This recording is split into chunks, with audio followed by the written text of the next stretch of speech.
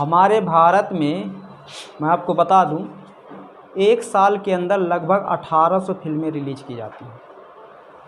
अलग अलग भाषाओं में बनती हैं, जैसे बंगाली में बंगाली में फिल्में बनाई जाती हैं, मलयालम में बनाई जाती है, कन्नड़ में बनाई जाती है, मराठी में बनाई जाती है, गुजराती में, हिंदी में, पंजाबी में, कई भाषाओं में फिल्में बनाई जाती हैं।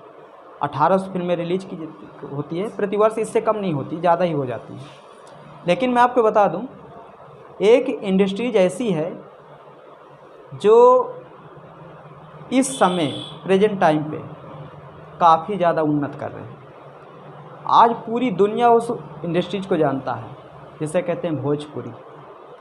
भोजपुरी के आज गाना देश विदेश में बजते हैं। भोजपुरी की फिल्में कई भाषाओं में अब डब होने लगी हैं और लोग बड़े प्यार से देखते हैं और बहुत प्यार देते हैं। लेकिन मैं आज आपको बता दूं, भोजपुरी भाषा में जो फिल्में बनाई जाती हैं, इनमें जो मेन श्रेय आया है वो किसका है, ये शायद आप लोगों को नहीं पता है। तो देखिए, ये हमारे देश के प्रथम राष्ट्रपति हैं, जिन्हें कहा जाता है डॉक्टर राजेंद्र प्रसाद। ये तो भोजपुरी में फिल्में बनाने का या बनवाने का मेन श्रेय जाता है डॉक्टर राजेंद्र प्रसाद को। भाई क्या हुआ कि डॉक्टर राजेंद्र प्रसाद उस जगह से हैं जहाँ पर भोजपुरी भाषा बोली जाती है। जैसे कि आपको पता होगा, इनका जो जन्म हुआ था बिहार के छपरा में हुआ था। अब बिहार का छपरा, सिवान और क्या कहते हैं आरा और पटना और क्या भागलपुर, बहुत सारे ऐसे बिहार के ज़िले हैं जहाँ पर भोजपुरी भाषा बोली जाती है। और हमारे उत्तर प्रदेश में भी गोरखपुर, देवरिया, गोंडा, बस्ती, मऊ और वाराणसी, चंदौली, सोनभद्र, मिर्ज़ापुर में भी भोजपुरी भाषाएं बोली जाती हैं। अब दो राज्यों झारखंड में भी भोजपुरी भाषा बोली जाती है, नेपाल में भी बोली जाती है। तो कहीं ना कहीं देखा जाए एक बहुत बड़े क्षेत्र में भोजपुरी भाषा का चलन है। तो डॉक्टर राजेंद्र प्रसाद के मन में एक विचार आया कि क्यों ना इस भाषा में चलचित्र बनाए जाएं, फिल्में बनाई जाएं। तो डॉक्टर राजेंद्र प्रसाद गए बॉलीवुड, मुंबई, वहाँ निर्देशकों और डायरेक्टरों से बात किए। तो जो निर्देशक थे, निर्माता थे, उन्होंने, अब वो राष्ट्रपति थे तो उनकी बात कौन काटेगा, तो वो कहे कि सर ठीक है, हम फिल्म बनाने के लिए तैयार हैं, अच्छी कहानी मिलेगी तो क्यों नहीं बनाएंगे, कोई भी भाषा की क्यों ना हो। हम तो चाहते हैं कि हर भाषा के लोग अच्छी कहानी को देखें। तभी क्या हुआ कि एक फिल्म बनाई गई 1963 में, 20 फरवरी 1963 में रिलीज किया गया था, गंगा मैया तो है पियरी चुनरी चढ़ाऊ। जो आप देख रहे हैं ना, ये भोजपुरी की पहली फिल्म है। इसे सन 1963 में रिलीज किया गया था 20 फरवरी को, और उस समय ये एक सुपरहिट साबित हुई थी। बताया जाता है कि पटना में लोग, जब ये फिल्म लगी थी पटना में 1963 में, पटना में लोग बैलगाड़ी से जा रहे थे और बैलगाड़ी से जाते थे, टिकट नहीं पाते थे, 2-2 रात वहीं सोते थे और सोने के बाद जब उनको टिकट मिलती थी तब जाके ये मूवी देखते थे।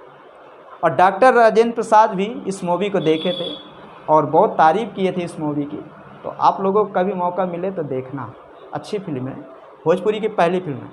लेकिन भोजपुरी की सबसे ज़्यादा कमाने वाली मूवी ये है, जिसे कहते हैं ससुरा बड़ा पैसा वाला। मनोज तिवारी हैं। मनोज तिवारी जी वर्तमान में लोकसभा के सदस्य हैं दिल्ली से और बीजेपी के बहुत बड़े नेता भी हैं।